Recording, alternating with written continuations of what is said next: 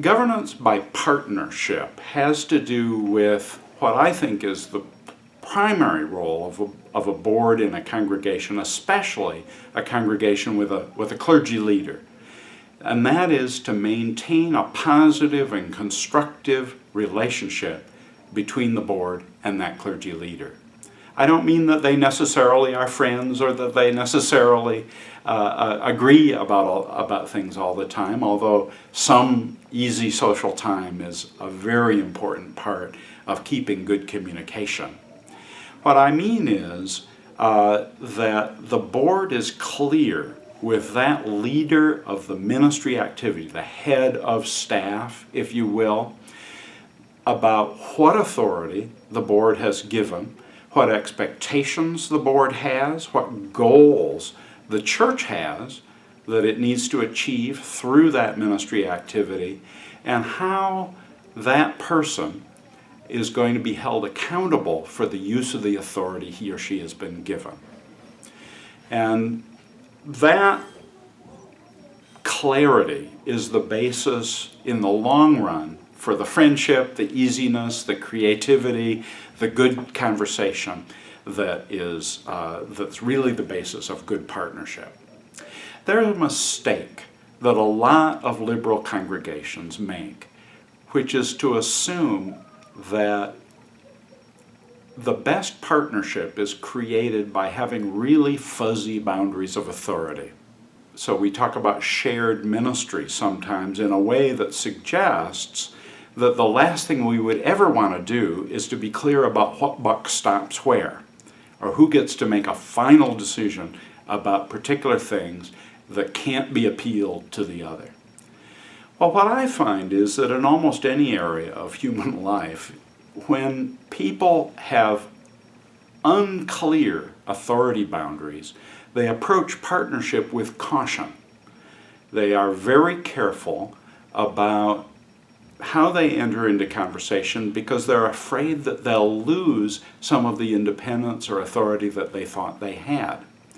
Whereas if decision-making boundaries are really clear, then people can be much more transparent and flexible about how they interact, how they help each other, what they talk about. They don't need to keep secrets as much because they know that in the end it'll be clear where the decision will be made. If I'm clear about decisions I can make, I can receive all kinds of input in a much more open way, and then I decide based on all that input. Another way of getting at this is to talk about effective delegation, which is for the board a really critical part of partnership. For staff members, it's a critical part in dealing with each other. But think about the board. There are really three things that need to be kept in balance. One is the authority itself. The second is the guidance that's given. And the third is the accountability for the use of the authority. In churches, I find in general that we're very, very good at giving authority without holding people accountable. We particularly do that with volunteers. We say things like, you can't fire a volunteer. Well, if you give somebody, if they do it for free, you can't criticize how they do it. This is just a mistake, even with volunteers. The other mistake we often make is that we hold people accountable for things that they never had authority to control. And the place where we often do that is with paid staff members, that we say at the end of the year, oh, sorry, the attendance is down. It must be the minister or the rabbi must be doing something wrong. And that's fine, except if the clergy leader has never been given appropriate authority to make it reasonable to hold them accountable for results, then that's just not fair. The question for a board is, do they really mean to create conditions where the congregation is most likely to succeed at what it sets out to do, and putting people in a position where they have maximum scope to try ways to fail without losing the authority to try again, and to evaluate and learn from experience. That's the most fertile atmosphere for success, not just for the head of staff, but for everybody working in ministry. And in order to achieve that, the board has to be very careful about what it takes appeals from. One of the ways that boards engage in poor partnership practices is to set themselves up as a kind of appellate court, where anybody at any part of the organization who's unhappy with a decision ends up coming to the board, because that's where the ultimate power is to decide things. Healthy boards, once they delegate authority and responsibility and give guidance in an area, refuse to take appeals from decisions that have been properly made in that area, except for very extreme circumstances. Every board needs a way of dealing with whistleblowers or misconduct allegations or other very hopefully unusual but certainly very serious breaches of covenant by people with authority. But that needs to be very clearly an exception rather than the rule, as it is in many congregations. The question for the board, where somebody's unhappy, is, do we have we a policy that's been violated? Do we need a policy we don't have? Do we need to change a policy that we do have? Or finally, is there a great injustice or a serious violation or a serious risk to someone's safety or health that's at stake here? In which case we activate those exceptional places where the board, any board, would and should step in and take practical control. But generally that's not what you're aiming for. So to exercise good partnership requires some structure. And briefly, I've suggested in the book, in Chapter 8 especially, some ways of creating annually board work products that will help to be clear about setting direction for the church at an appropriate board level. One piece is an annual vision of ministry, which you might also call a set of 3 top goals or top priorities.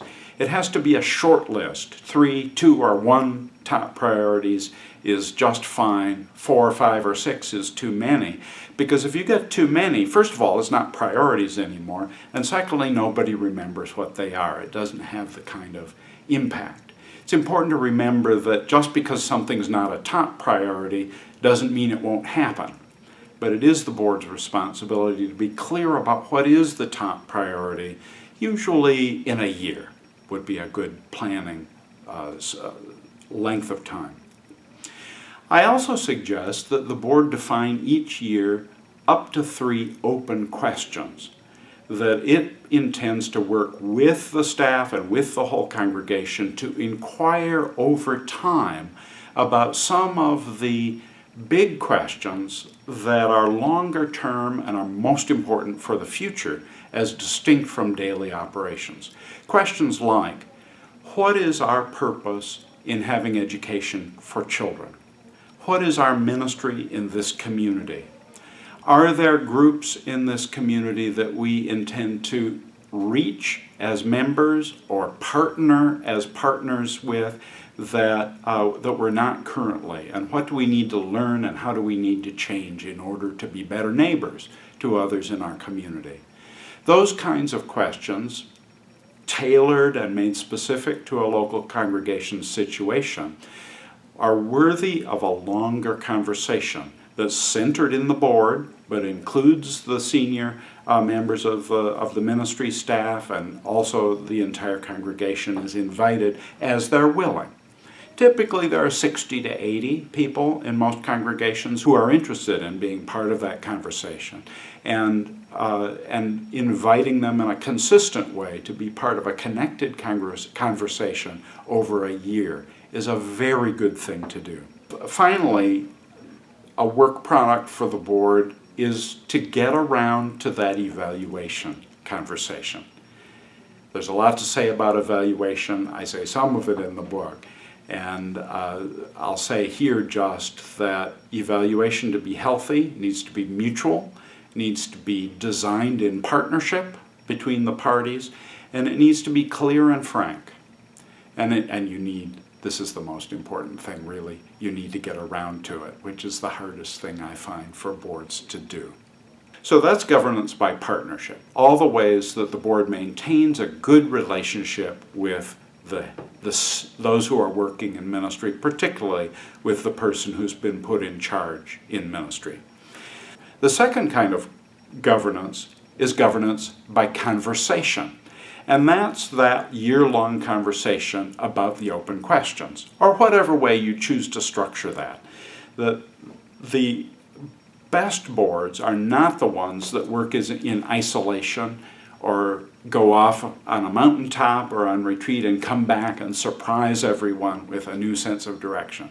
Certainly they don't do it in isolation from their head of staff, but they shouldn't do it in isolation with anyone. One of the most important ways of getting a new idea accepted in a congregation is to give a lot of warning that you're thinking about it. The most important thing a proposal can have going for it before any group is that it's been heard of before. So you want to have the courage to tell everyone about the questions you're thinking about before you know the answers.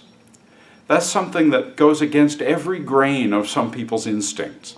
That we like to be sure, we like to be fully prepared, we like to know answers before we even admit we have questions. And I'm encouraging a reversal of that, and I know it takes courage.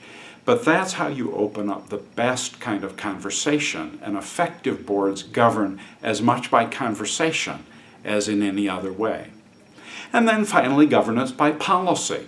There is a set of model policies in the second edition of Governance and Ministry. I hope that you will use that and benefit by it, but not just copy and adopt it. Because every congregation needs to cover all the bases that are there, but it also needs to do it in a way that is consistent with its culture and its intentions. So be sure to run all of my language through your brains and in your conversation before you adopt it. Sometimes people wonder a very basic question, and I'll finish with this, about what is a policy? And how is a policy different from anything else a board does? Boards do lots of things, some of which are not policy. For example, a board might decide to elect someone to be a delegate to a denominational meeting. That's a one-time decision that is not a policy decision. Or it might decide to approve a rental of part of the building by a group outside, and that would be with dates attached and just a one-time decision. Those things are not policies. Policies are decisions that control decision-making over time. So they're lasting, they're written, they're made accessible in some way. I think the best way to make policies accessible is to include them in a policy book. Of course, they're recorded in the board minutes, but I wouldn't depend on the board minutes as the main point of reference.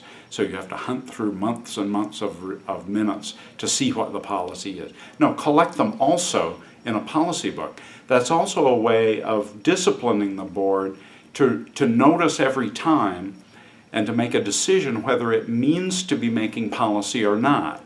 So there's no confusion about a one-off decision, which somebody might think is a policy or perhaps a precedent, that it is or isn't, because you'll know, because if it's policy, you'll put it in the policy book. If it's not, you don't.